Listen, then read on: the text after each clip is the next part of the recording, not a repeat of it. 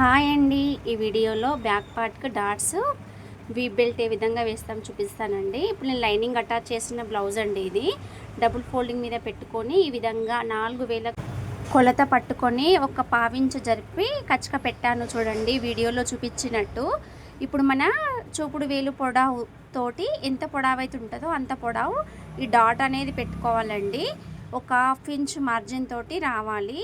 ఈ విధంగా నేను ఈ వీడియోలో చూపించినట్టు డాట్ అనేది మార్కింగ్ పెట్టుకొని స్టిచ్చింగ్ అనేది వేసుకోండి, కరెక్ట్గా వస్తుంది. మన వేలు పొడవు 3.5 ఇంచుల వరకు ఉంటుంది. ఆ వేలు పొడవు డాట్ అయితే సరిపోతుందండి. మీరు కూడా ఈ విధంగా మెథడ్ పాటించండి, సింపుల్గా పెట్టేసుకోవచ్చు. మనం టేప్ పట్టన అవసరం లేదండి. ఇప్పుడు నేను చేయించేది వీప్ బెల్ట్. ఈ వీప్ బెల్ట్కి ఒక సైడ్ అంచు వచ్చింది. అంచు వచ్చిన సైడ్ కాకుండా అంచు రాని సైడ్ నేను బ్యాక్ పార్ట్ పైన పెట్టి స్టిచ్ వేస్తున్నాను. నేను ఇక్కడ డాట్స్ పెట్టిన దగ్గర చిన్నగా ఫ్రిల్స్ అనేవి 2 డాట్స్కి 2 అయితే పెట్టాను. ఇప్పుడు ఈ బెల్ట్ పై వైపున స్టిచ్ వేసుకొని హెమ్మింగ్